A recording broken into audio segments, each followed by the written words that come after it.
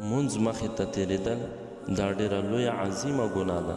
نبی علیه الصلاة وسلام فرمایي که چاته پته ولګېده چې مونځ مخې ته تېرېدل څومره لویه ګناه ده نو دا به 40 سال یا بعضې روایاتو مطابق 100 سال په هغه ځای کې ودرېږي او قدم به نه اوچتوي. 40-100 سال پورې به د خپل ځای نه قدم اوچت نه کړي. دومره لویه عظیمه ګناه ده. ها البته یو کس هغه په لاره کې ولاړ دی او خلک د هغه مخې ته تېرېږي نو دا ګناه د چا ده؟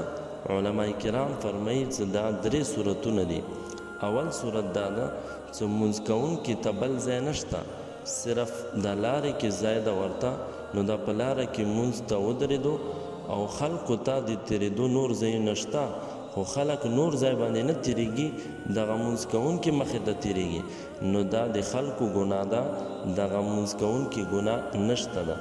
دویم صورت دا ده چې مونځ کوونکي دپاره نور ځایونه هم شته خو دا په خپله نور ځایونو کې نه ودرېږي، د خلکو د تېرېدو ځای کې ودرېږي او خلکو دپاره نور ځایونه نشته، صرف همدغه یو لار ده. نو که دا خلک بیا د مونځ مخې ته تېرېږي دا د خلکو ګناه نه ده، بیا د دغه مونځ کوونکي ګناه ده.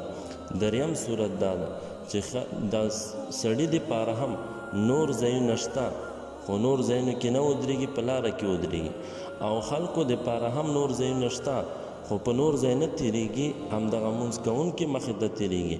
نو بیا په دې ګناه کې دواړه شریک دي، مونځ کوونکی هم شریک ده او چې کوم تېرېږي مخې ته هغه هم په ګناه کې ورسره شریک دي.